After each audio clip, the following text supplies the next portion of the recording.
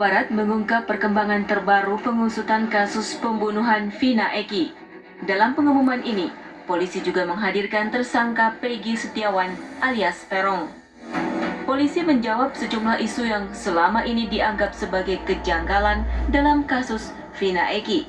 Di antaranya, keberadaan Peggy Setiawan di lokasi kejadian 8 tahun silam. Proses penyidikan ini, rekan-rekan penyidik itu mendapatkan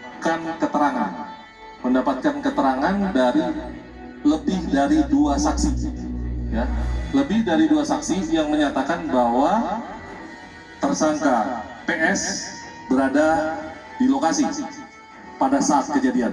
Jadi kita bukan mereka berdasarkan asumsi. Tolong dipahami ini, rekan-rekan. Tentu teman-teman penyidik bekerja berdasarkan prosedur yang ada, ya, berdasarkan prosedur yang ada dan alat bukti serta barang bukti yang didapatkan. Sebelumnya, Polda Jabar merilis 3 buron pembunuhan Vina Eki dalam daftar pencarian, meski tanpa sketsa wajah. Namun, dari informasi terbaru polisi, dipastikan Peggy Setiawan sebagai buron tunggal. Ya, itulah namanya juga ciri-ciri kan, semua bisa menyebut ciri-ciri. Itulah kami kenapa tidak memasang foto, karena tadi itu keterangan berbeda-beda dari tersangka, maka kami tidak pasang foto, juga tidak berusaha membuat sketsa. Manakala nanti perbedaan sehingga masyarakat juga tidak berasumsi bahwa PS ini siapa sih.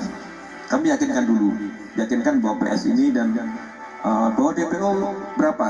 1, bukan 2. DPO tidak ada, itu asal sebut nama pada saya. Ya, itu sudah kami dalami, ternyata yang 2 yang atas nama Dani dan Andi itu tidak ada. Jadi yang benar DPO 1 atas nama PS. Polisi juga memastikan tidak ada keterlibatan anak pejabat dalam kasus pembunuhan Vina Eki. Sudah, jadi perlu saya sampaikan di sini bahwa tidak ada anak pejabat terlibat di sini. Kami sangat kooperatif dan transparan terkait penyidikan ini. DPO ya hanya 1, PS. Terkait dengan apapun yang disampaikan itu terserah silahkan, tetapi kami tetap berpegangan atau berpatokan kepada fakta penyidikan. Jadi tidak kita berasumsi maupun di media sosial dan sebagainya. Terhadap penyidikan yang kita lakukan, kita berpedoman kepada fakta, bukan asumsi. Ya. Soal tuduhan salah tangkap dan penganiayaan tersangka juga diungkap oleh polisi. Kemudian yang terkait salah tangkap, semua sudah diuji di pengadilan. Jadi apapun keterangan yang dulu sudah pernah disampaikan oleh para pelaku, ini sudah diuji oleh pengadilan. Bahkan sampai ke tingkat kasasi. Dan itu sudah vonis, jadi saya kira itu tidak perlu dipersoalkan lagi ya. Tidak ada salah tangkap. Terkait penganiayaan, ini rekan-rekan sekalian, pada saya itu memang ramai di Facebook, bahwa mereka disiksa. Tetapi pada saat pemeriksaan muncul bahwa itu juga dilakukan oleh sama tahanan. Dan kemudian pada saat itu telah dilakukan proses terhadap anggota yang jaga tahanan maupun penyidik, itu 15 orang sudah diproses terkait dengan kelalaian mereka dalam menjaga tahanan. Jadi ada upaya dari tahanan lain, mereka disiksa juga sampai penggep-penggep itu, yang mana waktu itu muncul di Facebook kemudian rame, itulah yang kemudian menjadikan kasus ini tarik ke Polda Jabar. Jadi sama tahanan mereka saling pukul sehingga mereka lebam-lebam, dan terhadap anggota 15 orang sudah dikenakan tindakan disiplin.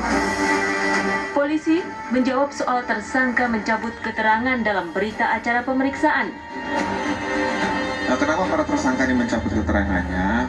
Ini memang ada instruksi dari kuasa hukum. Jadi semua tersangka diperintahkan untuk mencabut keterangan.